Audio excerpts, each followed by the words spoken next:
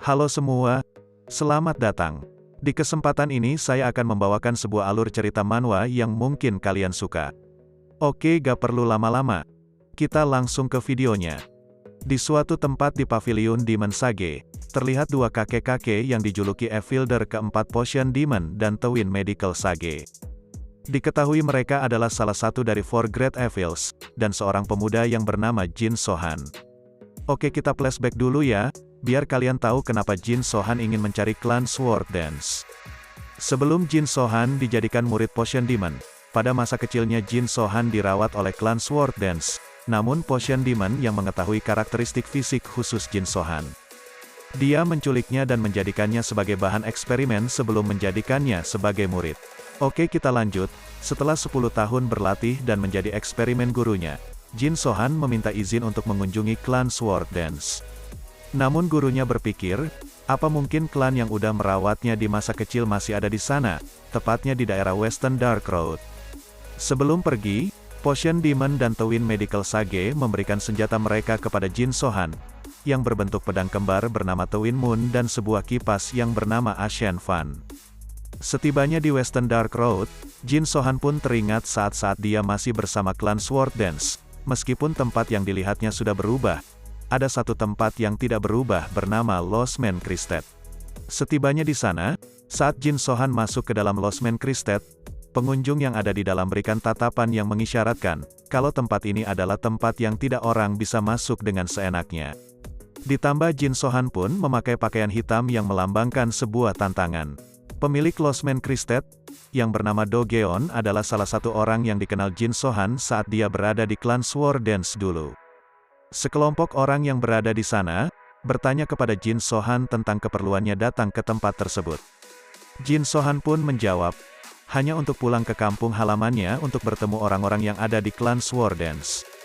Setelah mengetahui tujuan Jin Sohan, sekelompok orang tersebut terus mengolok-olok klan Sword Dance sampai Jin Sohan pun marah. Namun demi mendapatkan informasi mengenai klan Sword Dance, Jin Sohan menahan amarahnya. Jin Sohan bertanya kepada sekelompok orang tersebut, apa yang terjadi kepada klan Sword Dance. Seseorang dari kelompok tersebut menceritakan bahwa klan Sword Dance hancur karena sekte Asblood. Diketahui sekte Asblood adalah sekte kriminal, dan diketahui pula klan Sword Dance adalah klan yang dihuni wanita-wanita yang terkenal akan kecantikannya. Oh, jadi intinya, kenapa sekte Asblood ini ingin menghancurkan klan Sword Dance itu karena ingin mendapatkan para wanita yang ada di klan Sword Dance tersebut. Oke, kita lanjut. Setelah kehancuran klan Sword Dance, ketua sekte Asblood mengambil beberapa wanita yang diincarnya. Kemarahan Jin Sohan pun semakin meluap.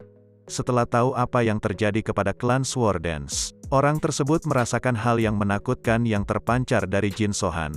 Dengan tergesa-gesa, dia pun ingin segera pergi meninggalkan jamuan tersebut.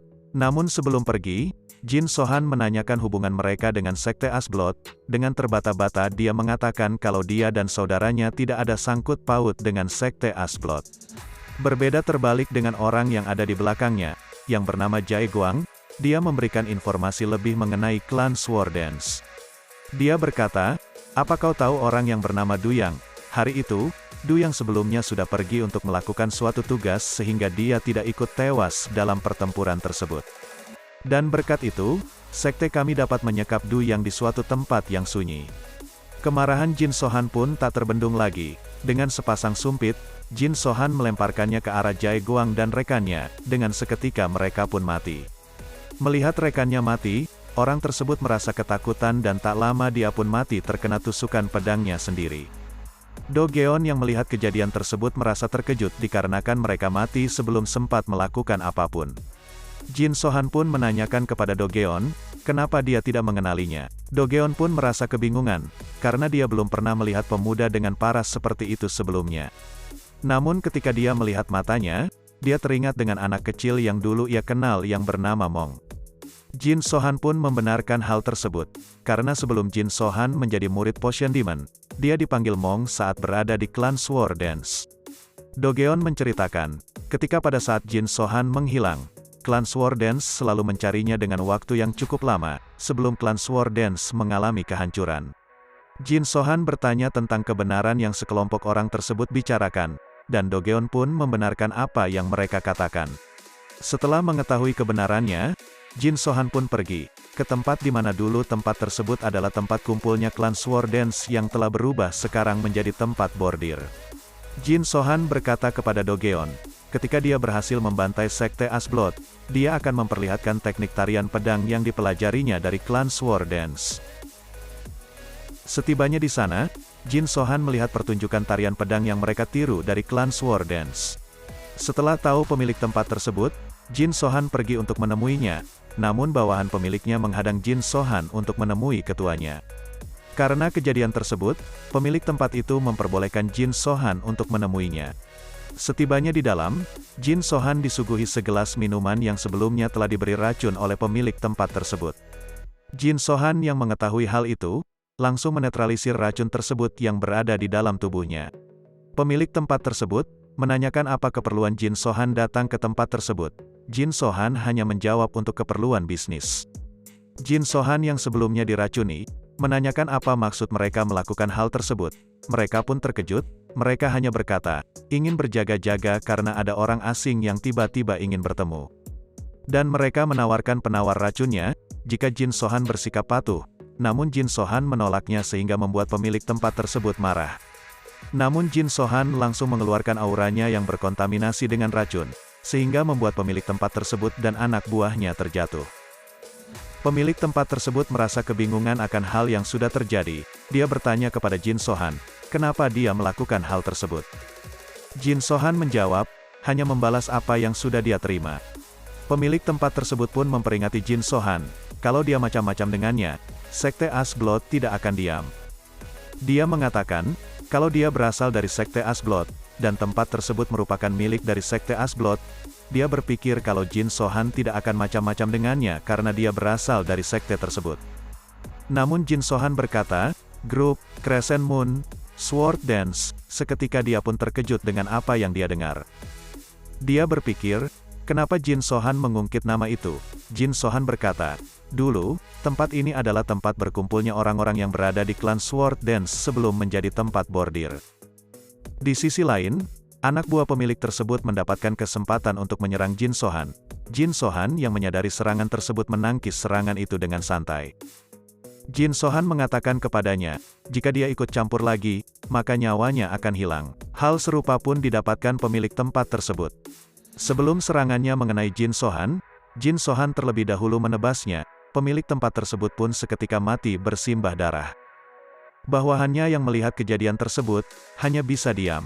Di sini diketahui nama dari bawahan pemilik tempat tersebut adalah Cho Sahyok.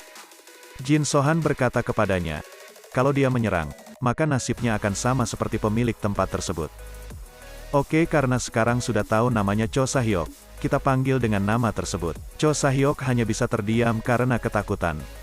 Jin Sohan berkata kepada Cho Sahyok, mulai sekarang tempat tersebut akan dia ambil alih, dan untuk melancarkan hal tersebut, Jin Sohan membutuhkan kerjasamanya. Cho Sahyok berkata, apa itu berarti kau akan membiarkanku hidup? Jin Sohan menjawab, itu tergantung pada sikap yang kau tunjukkan padaku. Cho Sahyok yang ketakutan, tidak ada pilihan selain mengikutinya. Cho Sahyok bertanya, apa yang harus dia lakukan? Jin Sohan hanya menjawab, kau cukup lakukan apa yang aku perintahkan. Jin Sohan melemparkan pil racun, dan menyuruh Cho Sahyok memakannya. Cho Sahyok berpikir, jika dia menolak menelan pilnya, Jin Sohan akan langsung membunuhnya, seperti yang terjadi kepada pemilik tempat tersebut yang dulu. Dengan terpaksa, Cho Sahyok menelan pil tersebut. Jin Sohan mengatakan kepada Cho Sahyok, kalau pil racun itu tidak bisa dinetralisir bahkan oleh Sekte Asblood pun kecuali dirinya. Jin Sohan meminta kunci penyimpanan kepada Cho Sahyok, karena Jin Sohan tahu di tempat itu ada tempat pelelangan. Maka, kemungkinan besar pasti ada tempat penyimpanan. Setelah mendapatkan kunci tersebut, Jin Sohan pergi ke tempat penyimpanan.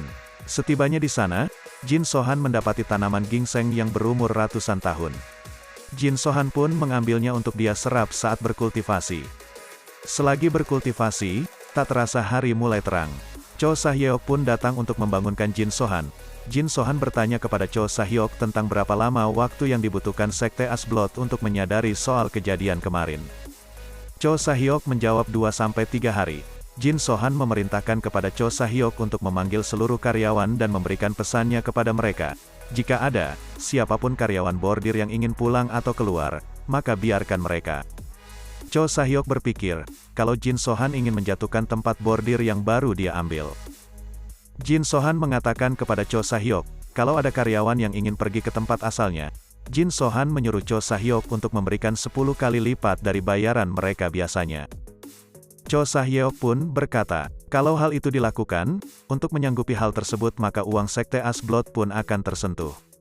Di sini, Cho Sahyok memberitahukan kepada Jin Sohan kalau Sekte Asblot telah mendiversifikasikan dana mereka ke sejumlah tempat. Dan bordir ini adalah tempat sebagian besar uang mereka. Dan setelah tahu hal tersebut, Jin Sohan menaikkan bayaran karyawan mereka menjadi 20 kali lipat untuk setiap orang. Next kita lanjut di part selanjutnya. Terima kasih.